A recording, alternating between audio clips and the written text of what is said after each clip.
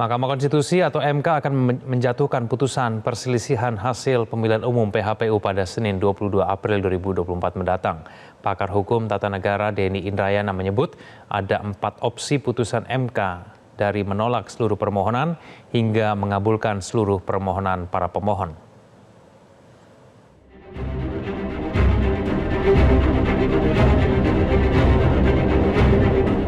Mahkamah Konstitusi MK dijadwalkan mengumumkan putusan terkait sengketa perselisihan hasil pemilihan umum PHPU Pilpres 2024 pada Senin 22 April 2024.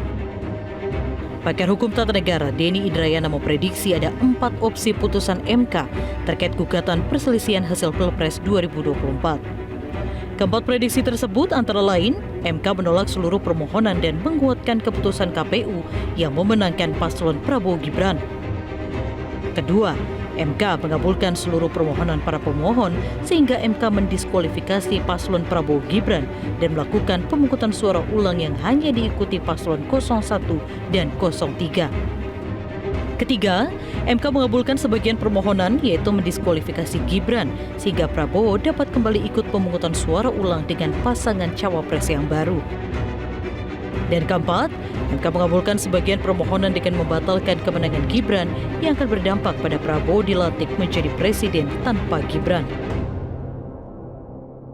Dengan melihat komposisi hakim, suasana politik hukum sekarang yang syarat dengan suasana intimidatif ya, maka saya sudah tuliskan. Sayangnya yang mungkin diputuskan adalah opsi nomor 1.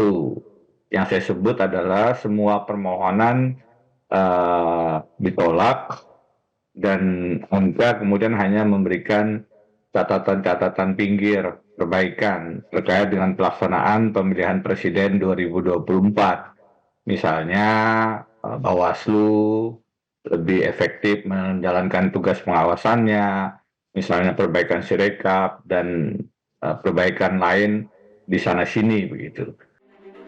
Sementara itu, Guru Besar Hukum Konstitusi Universitas Pakuan Andi Asrun yakin MK akan menolak seluruh gugatan karena materi gugatan tidak terkait hasil pemilu, melainkan terkait proses pemilu.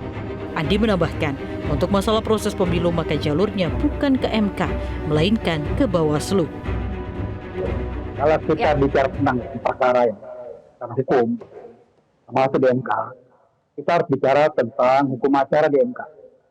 Jadi kita harus belajar dari situ dulu, ya, bahwa kalau kita lihat judul dari permohonan paslon 01 dan 03 ya, ke MK, judulnya atau perihalnya adalah perselisihan hasil pemilu presiden 2024.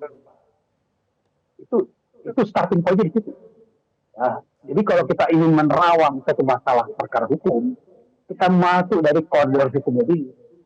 Nah, misalnya ya, kita mulai karena ini pemilu, maka kita harus mengacu kepada undang-undang pemilu. Nah, pasal 474 jelas dikatakan, ini perselisihan hasil perolehan suara, bukan yang lain-lain. Kalau sengketa proses, misalnya legalitas Gibran, pendaftar, dan sebagainya, itu adalah jalurnya adalah Bawaslu. Saat ini, MK telah menerima simpulan sidang sengketa hasil Pilpres 2024 dari Komisi Pemilihan Umum sebagai termohon, Kubu 01 Anies Baswedan Muhaimin, dan Kubu 03 Ganjar Pranowo Mahfud MD sebagai pemohon dan Kubu 02 sebagai pihak terkait. Tim Liputan Metro TV. Jelajahi cara baru mendapatkan informasi. Download Metro TV Extend sekarang.